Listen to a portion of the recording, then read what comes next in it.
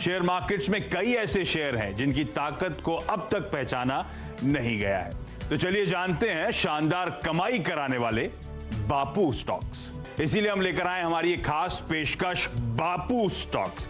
अब आपके जहन में सुबह से जब ये टीजर्स चल रहे होंगे तो ये जहन में आ रहा होगा ये बापू स्टॉक्स हैं क्या। तो दरअसल एक एब्रिविएशन है। डॉक्टर साहब जरा पूरी स्क्रीन पे दिखाइएगा इसका फुल फॉर्म जो हमने रखा है बापू स्टॉक्स का, वो डिटेल्स आपकी स्क्रीन पर आएंगी। Best among peers and undervalued stocks. तो आसान शब्दों में हमेशा हम बेहतरीन फंडामेंटल वाली कंपनीज हाईलाइट करते हैं अपने स्पेशल शोज में। तो आज भी बेहतरीन फंडामेंटल वाली कंपनी, वो कंपनी जो अपने तमाम पियर्स से बेहतर नजर आती है और बेहतर नजर आती है और अच्छे उचित दाम पे नजर आती है, तो अंडरवैल्यूड भी है। तो इस तरह की स्ट्रॉन्ग फंडामेंटल वाली कंपनीज आज हम लोग हाईलाइट करने जा रहे हैं। ठीक है ना बापू स्टॉक्स का आइडिया? यस है ना। तो ऐसे बापू स्टॉक एक एक करके हाईलाइट होने वाले हैं।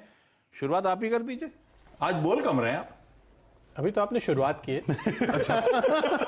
तो मुन्ना भाई के भाषा में वाले बापू है। नहीं, मुन्ना बापू तो वही है। वही है। हाँ। तो उस हिसाब से बोलेंगे तो कह सकते हैं कि ये कंपनी में नया बापू आ गया है जो कंपनी मैंने चुनी है। प्रमोटर बदल गए हो? प्रमोटर नहीं, मैनेजमेंट। अच्छा।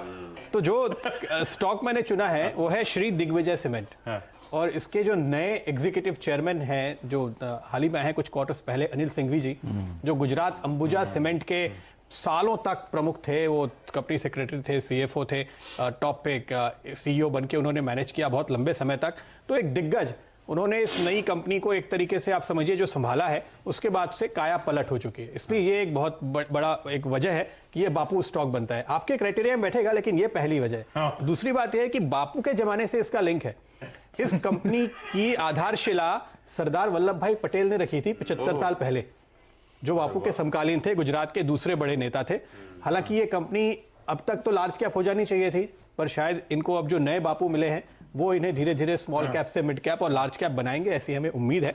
इसलिए आपको यहाँ पर राय दी जा रही है। देखिए मॉर्गन स्टैनली की एक शानदार रिपोर्ट आपने सीमेंट पे पढ़ी है हाल में, तो वो मैं दोबारा नहीं बताऊंगा आपको, लेकिन अगर सिर्फ इस कंपनी का आप हाल देख लें तो आप देखेंगे कि जो आपने पेयर कंपैरिजन की बात कही है उस पे आने के साथ साथ एक बात मैं सिर्फ आपको बताऊं कि ये मैनेजमेंट चेंज के बाद जो बदलाव आया FY17 में, यानी 4 साल पहले 50 करोड़ का घाटा था। अब इन्होंने ना केवल प्रॉफिट दिखाया है, अब पिछले 6 क्वार्टर का अगर आप देखेंगे ऑन एवरेज जो एनुअल प्रॉफिट है वो करीब 50 करोड़ हो चुका है। तो लॉस से प्रॉफिट में आ गए हैं। कई सालों के बाद पहली बार पिछले साल डिविडेंड पे किया है। कैश फ्लो बिल्कुल शानदार है और डेट फ्री कंपनी हो गई। तो मैं आपको कंपैरिजन बता देता हूं कि अपने पेयर्स के साथ ये कैसे ट्रेड करता है। पहले पीई की बात करें जो सबसे कॉमन है, तो ये कंपनी 14 के पीई पे है। इससे थोड़ी रिलेटिवली बड़ी लेकिन छोटी सीमेंट कंपनीज में हाइडेलबर्ग आता है, वो 18 के पीई पे है। जेके सीमेंट 28 के पीई पे है। तो जेके सीमेंट के आधे पीई पर यह स्टॉक चल रहा है। अच्छा, डिविडेंड यील्ड अगर आप देखेंगे तो यहां पर आपको नजर आएगी करीब करीब 2.5 की डिविडेंड यील्ड आ रही है। हाइडेलबर्ग इस मामले में थोड़ा ऊपर है, वहां पे 4% की डिविडेंड यील्ड आ रही है और जेके में आपको बहुत ही मामूली डिविडेंड यील्ड मिलेगी। डेट पे देखिए, इस कंपनी का 0 डेट है लॉन्ग टर्म, केवल वर्किंग कैपिटल थोड़ा बहुत दिखेगा। हाइडेलबर्ग का डेट टू इक्विटी है 0.35 और जेके सीमेंट का है 1.1। तो बिल्कुल हल्की बैलेंस शीट, शानदार मैनेजमेंट, और यह आपको यहां से नए दांडी मार्च पे निकलते हुए नजर आएगा। कहां तक पहुंचेगा ये आने वाला वक्त बताएगा। प्रदीप, ये नए बापू जो है वो अंबुजा वाले हैं या और कोई है? यस वही है और हमारे चैनल पे आ चुके हैं। आपको याद होगा पिछले क्वार्टर के बाद बहुत विस्तार से उनसे बातचीत हुई थी। इस क्वार्टर के बाद फिर कभी कभी क्या कंफ्यूज हो जाते हैं ना। तो श्री दिग्विजय सीमेंट पहला स्टॉक, कई सारे बापू के कनेक्शंस आपने जोड़ दिए। फंडामेंटली स्ट्रॉन्ग कंपनी, तस्वीर बदल रही है और वैल्यूएशन वाइज अट्रैक्टिव। तो परफेक्ट एक बापू स्टॉक पिक आपकी स्क्रीन पर। इस स्टॉक को लंबी अवधि के लिए आज से आप लोग रडार पे रखिएगा। डायरेक्टर साहब जरा स्क्रीन पे सबको दिखाइए। मेरे ख्याल से आपने अब तक दिल्ली की टीम दिखाई नहीं, तो मुझे लग रहा है जाना है कि नहीं जाना उनके पास। दीपाली और वीरू आपको दिल्ली से नजर आएंगे और अब पहले दीपाली के पास जा रहा हूं। दीपाली, कौन सा बापू स्टॉक आप लेकर आई हैं? आशीष, मेरे पास महानगर गैस है। 2 कारण। सबसे पहले कि इस सेक्टर को हमने क्यों चुना। पहली चीज तो ये कि हाल फिलहाल में कई सारे रिपोर्ट्स आई हैं जिसमें ये बात मेंशन की गई है, एक्सपेक्टेशंस ऐसी हैं कि अगले 5 से 10 साल में इस पूरे सेक्टर में जो कंपाउंडेड एनुअल ग्रोथ है वो 10% से ज्यादा रह सकती है। इसके अलावा जो सरकार की भी योजना है गैस उपलब्धता के लिए, जो प्रायोरिटी सेक्टर की लिस्ट है उसमें सिर्फ अगले 6 सालों के लिए सिटी गैस डिस्ट्रीब्यूशन कंपनीज ही शामिल रहेंगी। अब महानगर गैस को इसलिए चुना है क्योंकि कंपनी अच्छा परफॉर्म कर रही है। आप पिछले 3 सालों की इसकी परफॉर्मेंस देखिए, रेवेन्यू ग्रोथ देखिए, 2200 करोड़ से बढ़कर ये लगभग 3000 करोड़ के आ चुके हैं FY20 में। सिमिलरली अगर आप पैट ग्रोथ देखेंगे तो ये भी 500 करोड़ से बढ़कर FY18 में, FY20 में लगभग 800 करोड़ की हो चुकी है। आगे के लिए भी अपॉर्चुनिटीज काफी हैं क्योंकि हाल ही में हमने देखा है कि बेस्ट ने 300 CNG बस इंडक्ट की है और प्लान उनका है 800 से 1000 बस इंडक्ट करने का, तो उसका बेनिफिट MGL को आगे जाते हुए मिलेगा। लगभग 44 ऐसे ज्योग्राफिकल एरियाज है जहां पर पाइपलाइन बिजली है, उसका भी एडवांटेज कंपनी को आता हुआ दिखेगा। अब वैल्यूएशंस के हिसाब से भी अगर आप देखेंगे तो ये सबसे सस्ती कंपनी है इस वक्त अपने पीयर्स के मुकाबले। अगर आप देखेंगे तो MGL लगभग 12 के पी पर ट्रेड करती है, गुजरात गैस 21 के, IGL 26 के और अदानी गैस सबसे महंगी है उस हिसाब से 52 के। तो वैल्यूएशन वाइज बहुत अट्रैक्टिव और इंटरेस्टिंग ये है कि अगर आप जून क्वार्टर के आंकड़े भी देखेंगे तो म्यूचुअल फंड्स हो या फिर इंश्योरेंस कंपनीज हो, यानी DIs ने जो अपनी हिस्सेदारी है वो इस कंपनी में बढ़ाई है। तो MGL एक स्टॉक है मेरी तरफ से। महानगर गैस लिमिटेड, MGL, एक और बापू स्टॉक आपके लिए। और दीपाली जैसे बता रही है फंडामेंटल स्ट्रांग है, तमाम ट्रिगर्स हैं, अट्रैक्टिव ये कंपनी आपके सामने। और देखिए किस तरह की इंस्टीट्यूशन होल्डिंग भी इस कंपनी में आपको नजर आएगी। सबको पसंद आता है MGL, इस स्टॉक को रडार पे रखना है। तीसरा बापू स्टॉक, यतिन की बारी। यतिन, कौन सा स्टॉक और क्या कनेक्शन है बापू से? बापू चश्मा भी है। हाँ, बापू चश्मा भी है मेरा।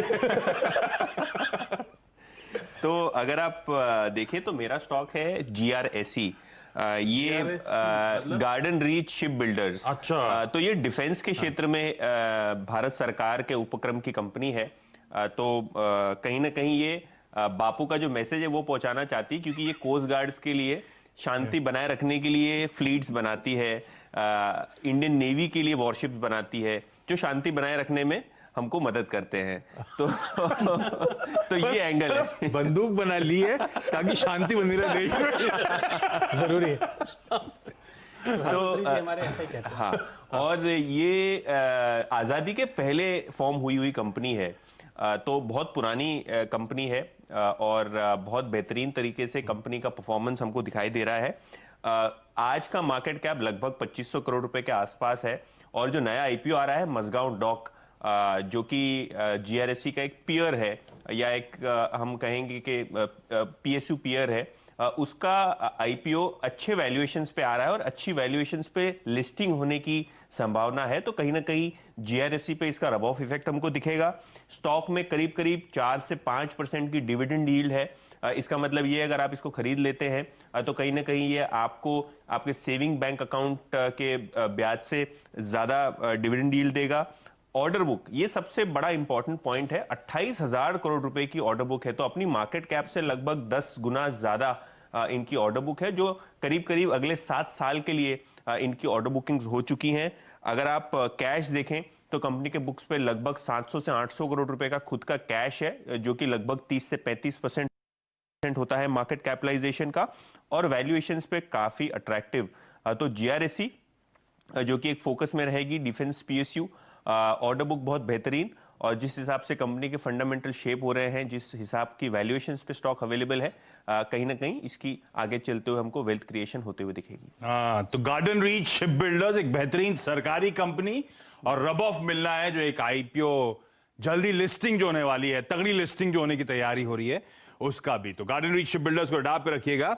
अच्छा, आपने डांडी मार्च की बात करी तो नमक दिमाग में आया, नमक से केमिकल दिमाग में आया, तो एक केमिकल कंपनी अब रडार पे है।